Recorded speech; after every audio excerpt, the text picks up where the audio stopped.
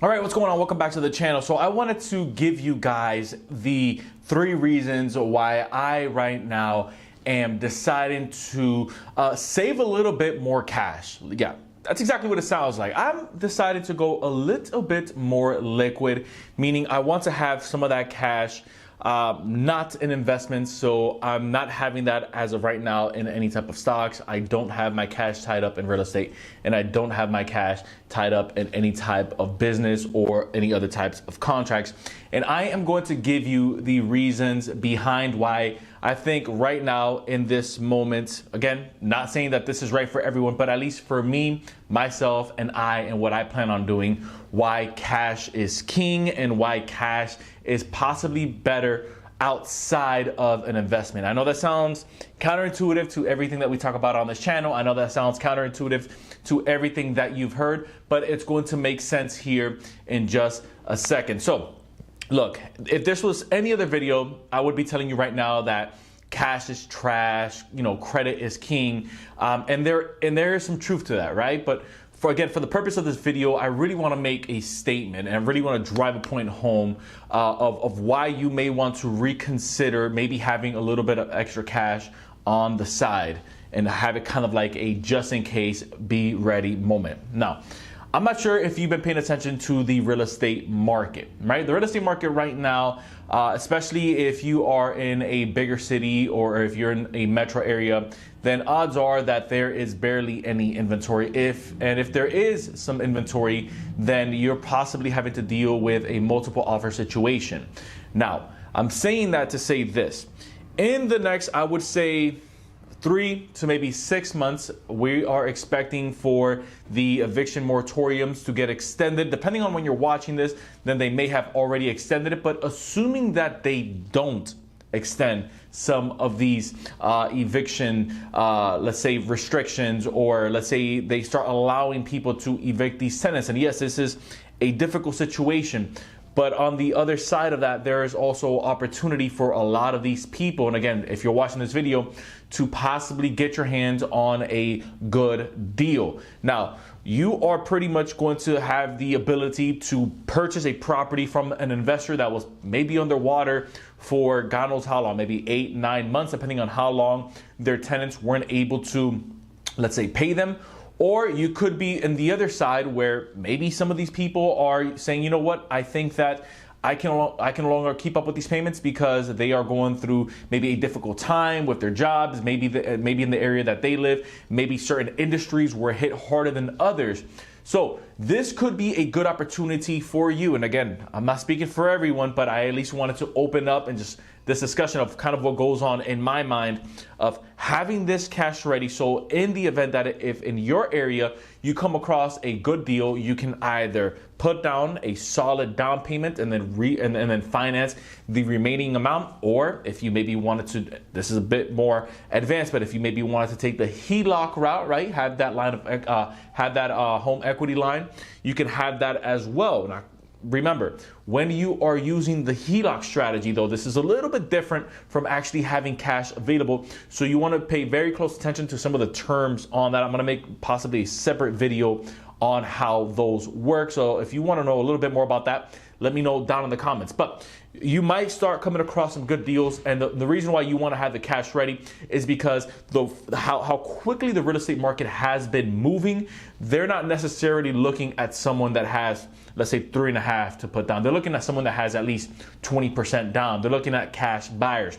So if you're able to come across these deals as they start coming into the pipeline, again, this is all going to be subjective to some of these regulations and some of these guidelines that continue to pass.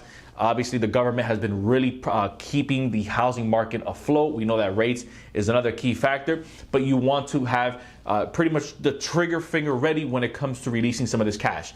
That's the first thing. I'm keeping a very close eye on the real estate market, which, by the way, you can most likely get an update here on this channel every week. That's more so how we're dropping some of the content on here. Secondly, when it comes to the stock market, we've seen the stock market's been taking a beating. We've had more red days than green days, I would say, over the last 30, right around 35 days, right? A lot of people are saying, well, we could be headed into a potential bear market, or we could just start seeing some of these recovery stocks really start taking the cake, and we could have maybe started seeing the what we can call the burst of some of these tech stocks, especially as things somewhat start to get back to normal.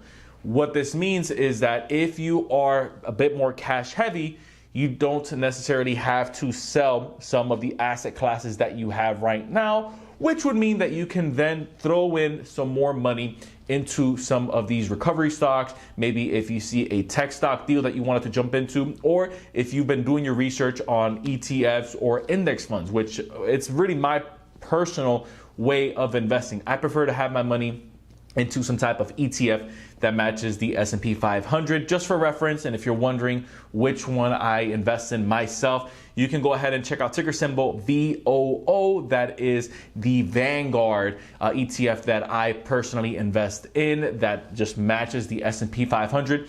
That right there is more of a long-term hold. But then again, just about any investment worthwhile, the way that I always see it play out in my mind, is always a long-term hold, or at least how I like to see it. You can take the crypto route if you wanted to, again, maybe get a bigger return on your investment. These are things that you want to research. If you maybe want to diversify a little bit, you want to have a few tech stocks in your portfolio. You want to have maybe 2 ETFs, one that goes with the NASDAQ, one that goes with the S&P 500. You can go there, and then you can maybe pick up 2 or 3 different types of cryptocurrencies.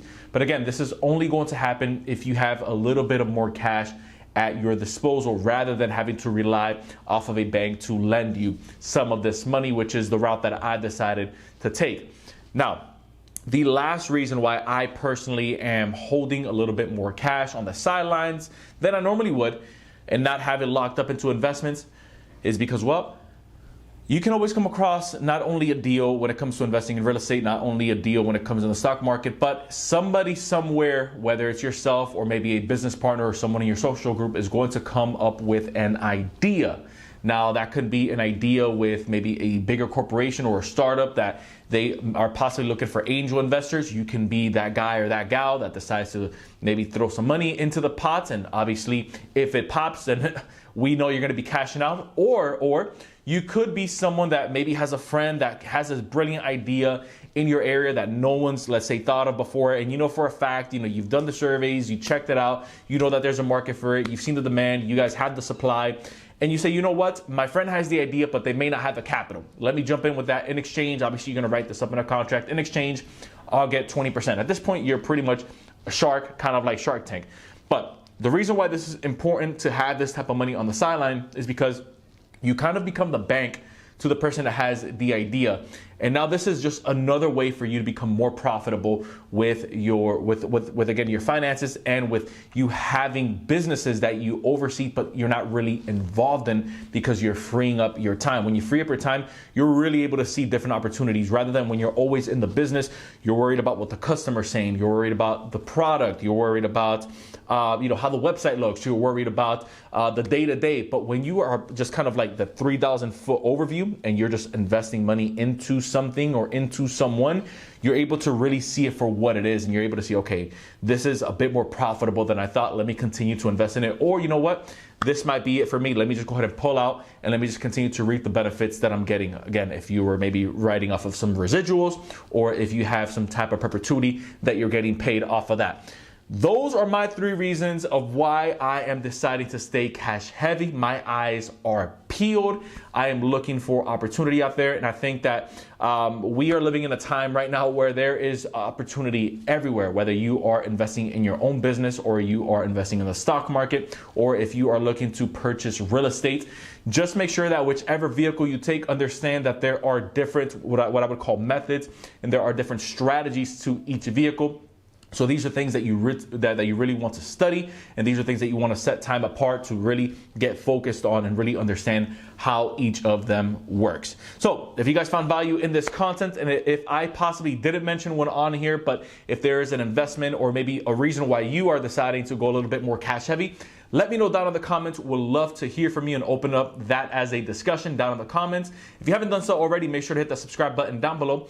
join the official community. Don't forget that anytime we're not posting on here, we are posting over on the Inside with Irv show, which is our podcast style channel. So if you like what we have going on over here, you'll love what we have going on over there. And I want to thank all of our new members that we have over in our exclusive group. I will leave the link to that down in the description where you can join as well. Once again, I appreciate you watching. Until next time, everyone, I will see you in the next video.